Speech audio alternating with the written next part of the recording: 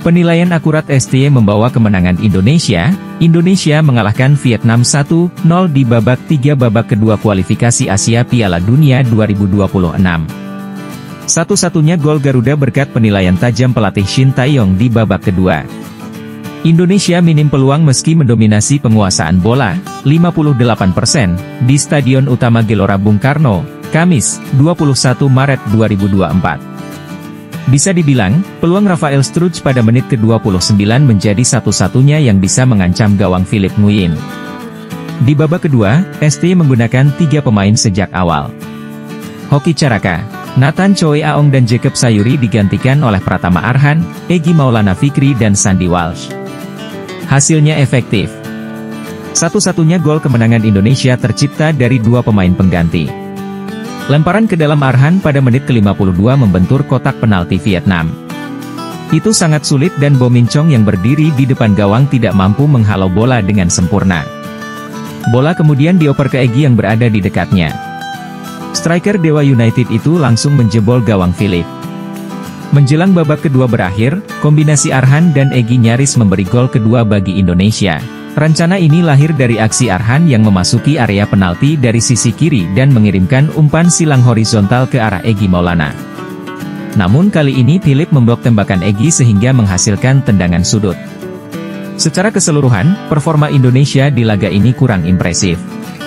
Perbaikan sana-sini perlu dilakukan, terutama untuk kembali menghadapi Vietnam pekan depan.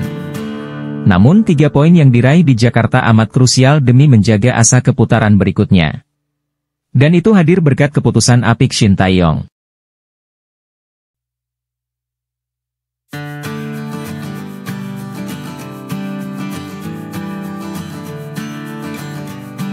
Penilaian akurat STY membawa kemenangan Indonesia. Indonesia mengalahkan Vietnam 1-0 di babak 3 babak kedua kualifikasi Asia Piala Dunia 2026. Satu-satunya gol Garuda berkat penilaian tajam pelatih Shin Tae-yong di babak kedua. Indonesia minim peluang meski mendominasi penguasaan bola, 58%, di Stadion Utama Gelora Bung Karno, Kamis, 21 Maret 2024. Bisa dibilang, peluang Rafael Struij pada menit ke-29 menjadi satu-satunya yang bisa mengancam gawang Philipp Nguyen. Di babak kedua, STY menggunakan 3 pemain sejak awal. Hoki Caraka, Nathan Choi Aong dan Jacob Sayuri digantikan oleh Pratama Arhan, Egy Maulana Fikri dan Sandy Walsh. Hasilnya efektif. Satu-satunya gol kemenangan Indonesia tercipta dari 2 pemain pengganti.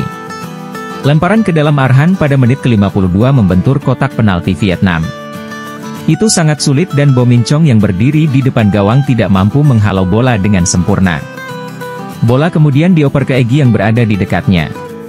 Striker Dewa United itu langsung menjebol gawang Philipp. Menjelang babak kedua berakhir, kombinasi Arhan dan Egy nyaris memberi gol kedua bagi Indonesia.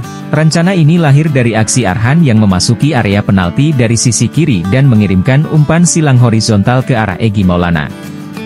Namun kali ini Philipp memblok tembakan Egy sehingga menghasilkan tendangan sudut. Secara keseluruhan, performa Indonesia di laga ini kurang impresif.